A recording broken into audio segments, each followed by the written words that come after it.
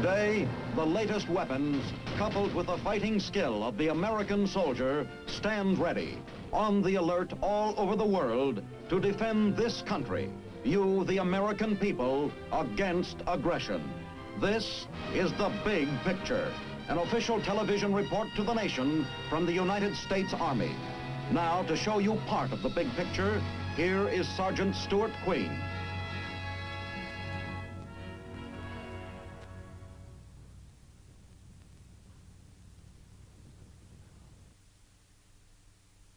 Most of the armies of World War II had specially trained mountain troops. Mountainous regions were fought over in Burma, China, New Guinea, Okinawa, North Africa, Greece, Italy, France, Germany, and Soviet Russia. In the United States Army, there was one mountain division, used in Italy. Today, many of our Army units and elements of her sister services receive specialized training for this type of operation from the military and civilian specialists of the Army's Mountain and Cold Weather Training Command. Here are some highlights from that training program, conducted near the command's headquarters, high in the mountains of Colorado. The story of the Mountain and Cold Weather Command begins in the streets of European cities in World War II. For it is the child of total war, a war in which we were forced to carry the fight to our enemy wherever he might be found. Through the streets of his cities, over field and meadow, where the unchanging rhythms of growth and harvest seemed at times strangely oblivious to the Holocaust raging about them.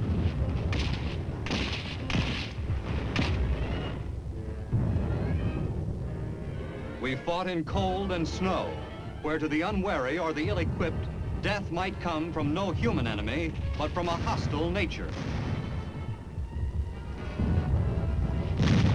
We came up from the sea to beaches where literally every foot of sand and seashore had to be wrested from enemy hands.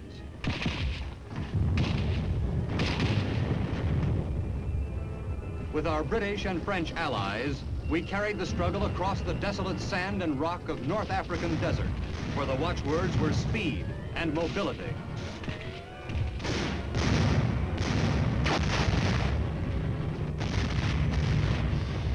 And then we fought for agonizing months and years in South Pacific jungles, where every mile of advance had to be carved by hand, painfully and perspiringly, from insect-ridden, enemy-infested tropical undergrowth.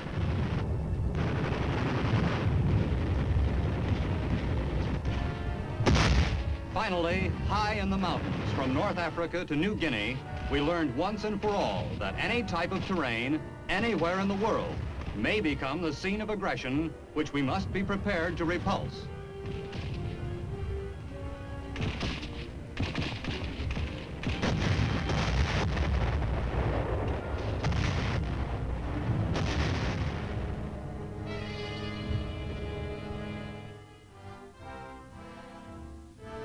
Equipping American soldiers to defend this sort of terrain is the job of the Army's Mountain and Cold Weather Training Command, here in summer session near their Colorado headquarters. Mountaineering, an important part of the curriculum, has been defined as the art of moving about safely in the mountains.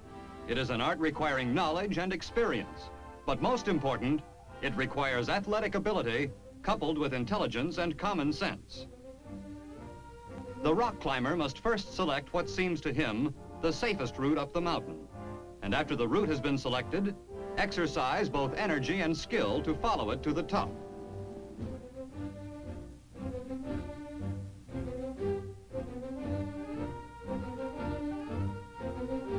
The skill of a rock climber is shown by his choice of handholds and footholds.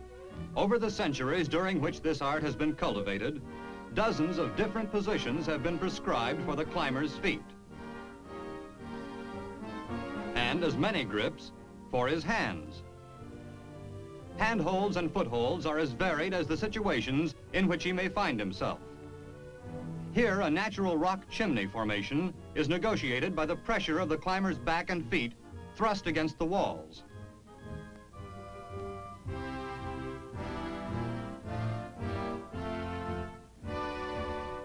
Much depends on a climber's ability to estimate the firmness of a rock before he throws his weight upon it. Every rock mountain is slowly falling to pieces under the weathering action of wind and water. And a great deal of skill is involved in transferring your weight from one rock to another.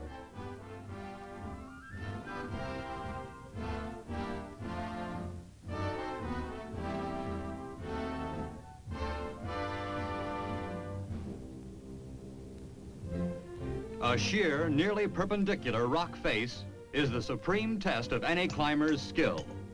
Now it becomes necessary to resort to that complicated mountaineering science known as rope climbing. Slack. Slack. Many different types of climbing irons, metal spikes or nails have been designed which can be driven into the natural crevices of rocks. By using them, in conjunction with his rope, a climber learns to traverse safely smooth slopes that would otherwise be inaccessible. The rope is a climber's greatest safeguard.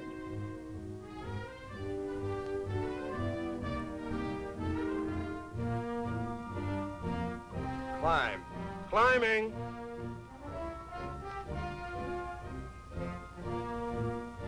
A party of men, roped together a few feet apart, can hold up a member who falls.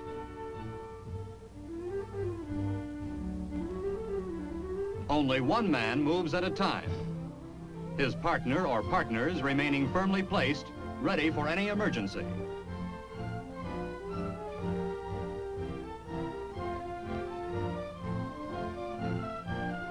Falling. A falling body gains speed with every foot. The trick is to check the fall before too much velocity is built up.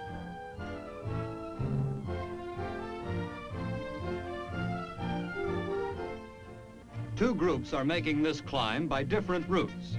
As the advance party or guides for a much larger military unit, these men are interested in more than just getting to the top. They're searching for the fastest, most practical route over which to lead several score soldiers who will be porting weapons and equipment. This group has struck a piece of bad luck. A sheer, almost completely smooth rock face, only a short distance from the top. It is something that can happen along even the best selected route of climb.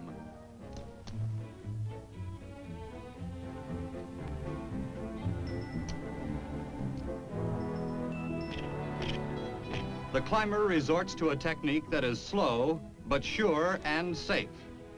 Tying together two small rope slings, he will use the climbing irons driven into the wall to pull himself up, literally 1 foot at a time.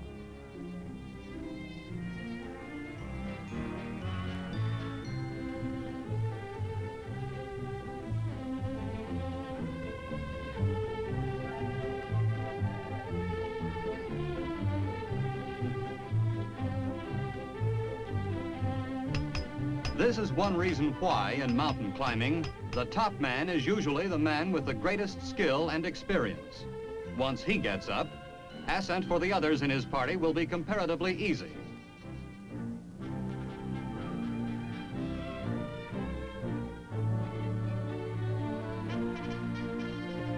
The top at last. And now the immediate job of getting his partners up with him. With luck, the other half of the party, which had the easier route, should arrive in time to help.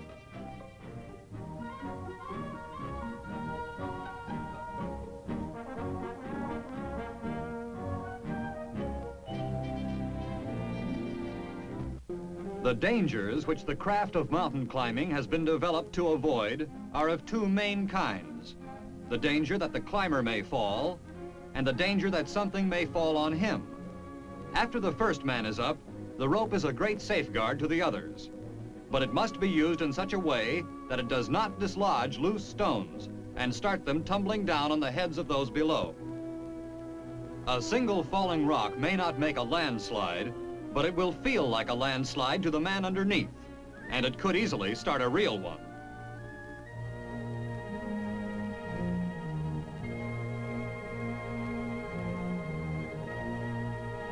The more difficult the ascent, the more pleasure there is in arriving.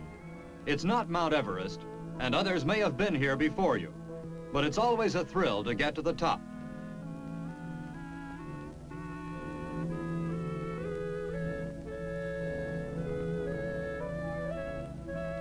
Mountain climbers find it hard to explain the fascination which their craft holds for them. The classic answer to the question, why climb a mountain, is because it's there. To the soldier climber, the answer is more obvious.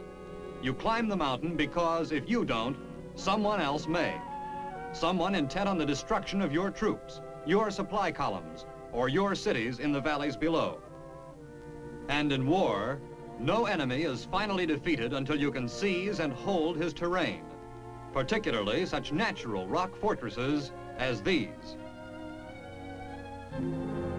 He who goes up must eventually come down, and the qualities of strength and intelligence are as necessary now as on the way up.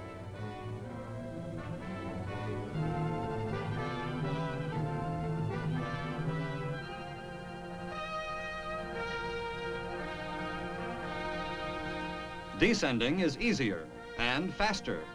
The problem is to make certain you don't come down too fast.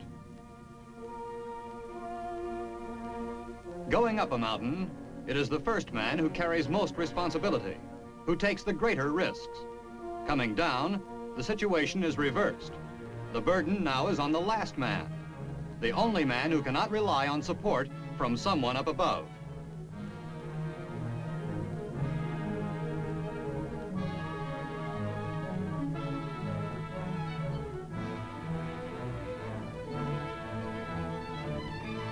Using climbing irons and a double strand of rope, the last man lowers himself to a ledge. The rope can be freed from below for use on the next leg of the descent.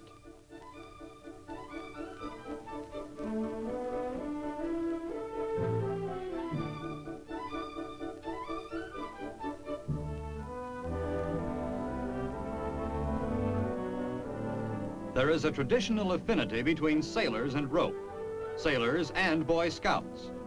Watching these men ascend and then descend this mountain, it is apparent that to no one is a stout rope and a sound knot of more importance than to a mountain climber. For these men, a frayed rope or an improperly tied knot would mean catastrophe. A large part of the mountaineer's basic training is concerned with tying and testing the dozens of different knots he will have to use in operations such as this.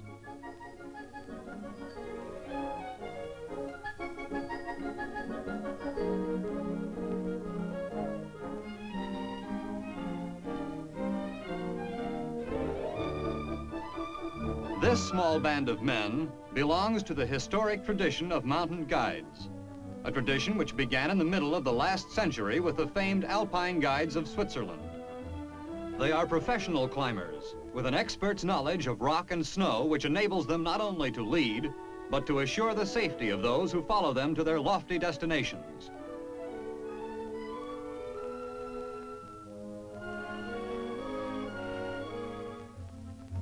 To an army, mountains are both a hazard and a friend. The main effect of mountains on military tactics is simply to make operations slower because of the greater efforts required. But in friendly hands, mountains are a great asset. They lend themselves to defensive warfare, as Allied armies learned in long, hard campaigns in Italy and in Korea.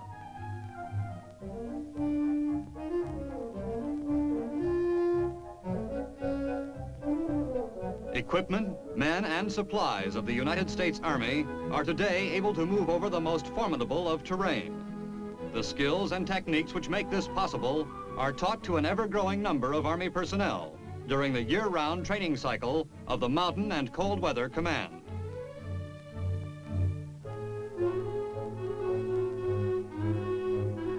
A first-class example of how not to climb a mountain. Ignore the rope and the instructions of your guide. Go off on your own. Decide you're not as good as you thought you were. Get scared, lose your footing.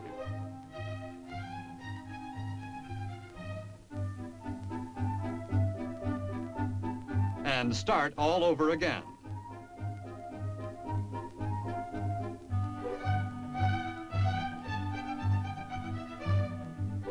Mountain climbing takes courage, but it is not as hazardous as it looks. Most accidents occur as the result of carelessness or inadequate training. This exercise and the preparation that went into it will produce military mountaineers who are both prudent and skilled.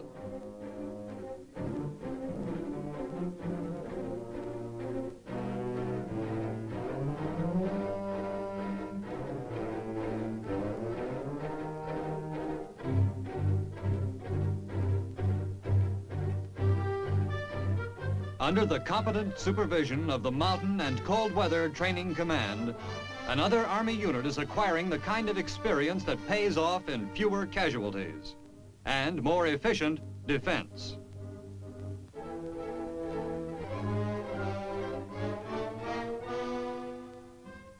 Training headquarters for the command are at Camp Hale, 10,000 feet up in the Colorado Mountains near Colorado Springs. The training cycle has both a summer season, with its emphasis on mountaineering, and a winter season, with emphasis on skiing.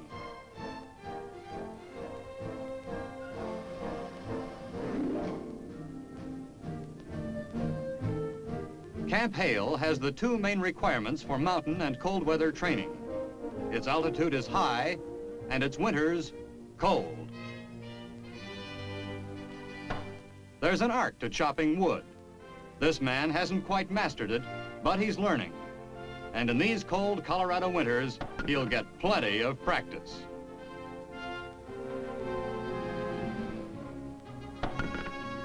No step backward is the outfit's motto, and it applies on days when even a mule would rather stay in bed.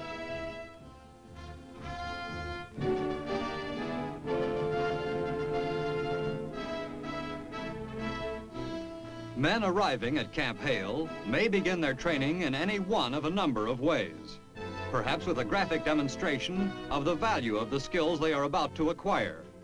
They learn that the human foot is not a very efficient means of locomotion where the solid earth is covered with 3 feet of snow. Snowshoes, worn by the file of men on the left, is one answer. Distributing your weight over a large area, a pair of snowshoes will keep you from breaking through the surface of the snow. With snowshoes, you can overcome the snow. With skis, you can actually take advantage of it. Like the file of men on the extreme left, you can move even faster over the snow than you could walk on solid ground.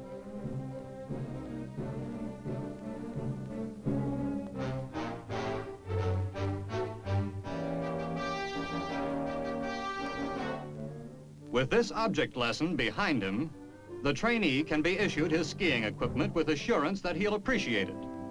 A practiced civilian skier will recognize certain differences between military and civilian skis, notably the binding, which is used both downhill and for level cross-country skiing. Civilian skiing usually calls for a long cross-country ski and a shorter downhill ski. After much trial and research, the Army has developed a single, medium-length, all-purpose ski.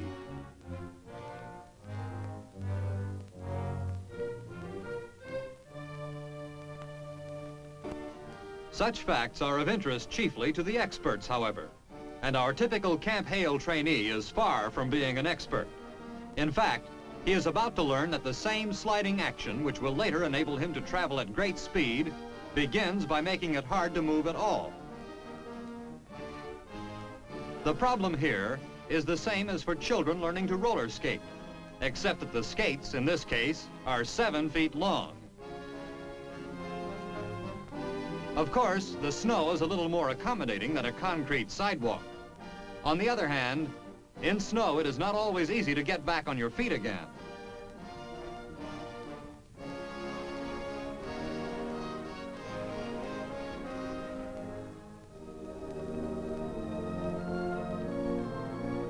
Always begin at the beginning.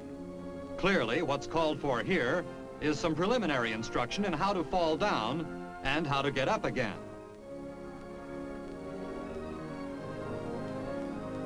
The trick is to fall on your side, landing with skis parallel. It is practically impossible to get hurt this way, and if you hang on to them going down, you can use your ski poles to get back on your feet easily and quickly.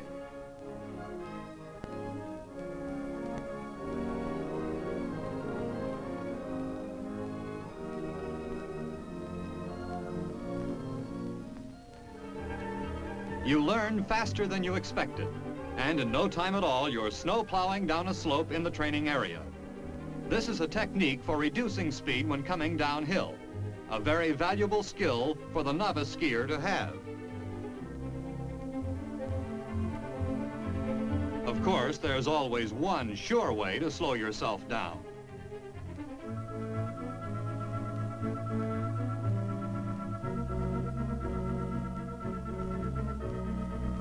Basic skiing on the level is the first and most useful technique in the skier's repertoire. Only when that is mastered can he advance to the more spectacular downhill phase of the craft.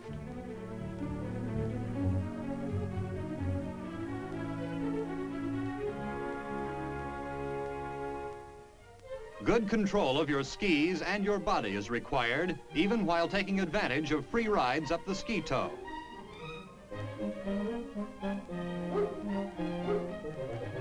You continue to progress, and in a short while find yourself feeling like a champion, which in fact this instructor is.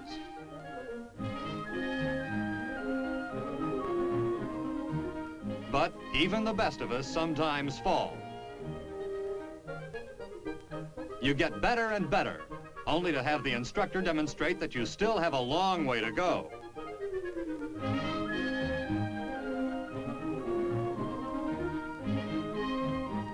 This maneuver, known as bump riding, is indispensable to the military skier, who cannot expect to do all of his skiing on the specially prepared courses of a ski resort. A downhill obstacle course. First the instructor,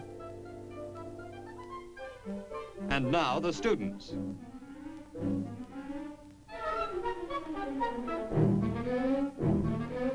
Although firmly packed, the snow here is quite deep. Hazardous as it looks, none of these men was injured. This is the only way to learn, and gradually, you do learn. Ski photography is itself an art. Scenes like this raise the question of where was the cameraman when he took the picture? Our big picture camera crew solves the problem on a railroad flat car.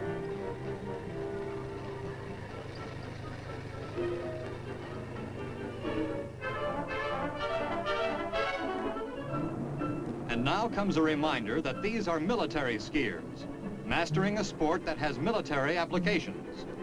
A military maneuver beginning with arrival by parachute on a remote mountain slope in the hands of enemy aggressors. The paratrooper must always guard against being dragged by his parachute. Here, on these snow-covered slopes, he runs the risk of becoming involved in an involuntary one-man sleigh ride. These men are soldiers, infantry on skis. In combat, their mission would be what the infantry soldier's mission has always been: to close with the enemy and either capture or destroy him.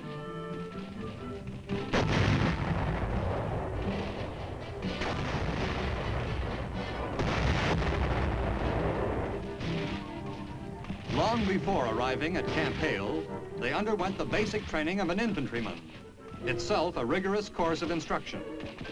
What they are learning now are the special applications of the infantryman's skill to the problem of fighting on skis or snowshoes.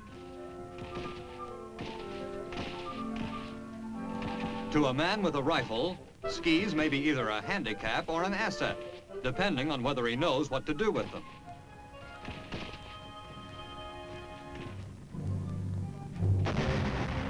It has been said that military defense against atomic warfare requires the organizing of your army into relatively small, self-sufficient units and the employment of hit-and-run tactics.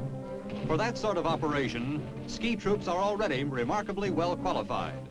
Sudden surprise thrusts by small bands of self-sufficient men have always been the fundamental tactic of the cold weather soldier. This is a rigorous, often exhausting occupation. But its incessant practice by such men as these is vital to the security of our country. The reason is immediately apparent from a glance at this map. In the past decade, the once remote Arctic has become one long frontier. At one point along this frontier, The two most powerful nations in history lie just 56 miles apart.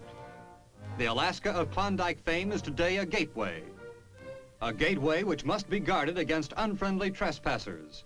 To accomplish this, a steady stream of American soldiers, graduates of the Mountain and Cold Weather Training Command, passes through this Arctic and subarctic region to receive on-the-spot training. Special skills are required to defend this huge, snow-swept wilderness. Skiing, using the Laplander's Akio, still the best-known way to transport light equipment, is part of the program. There is great personal satisfaction in all this, for to learn Arctic survival is to become one with the long tradition built up by men of all races and from all parts of the world. The trappers, traders, prospectors, and soldiers who have lived, worked, and fought in the far north. The men of Arctic legend were not Supermen. What they had was knowledge which enabled them to live comfortably where an ignorant man would perish. For they knew, as these men are learning, that the soldier in Arctic warfare faces two opponents: the enemy, who must be defeated, and nature, who must be made an ally. During the last war, the United States did no actual campaigning under true Arctic conditions.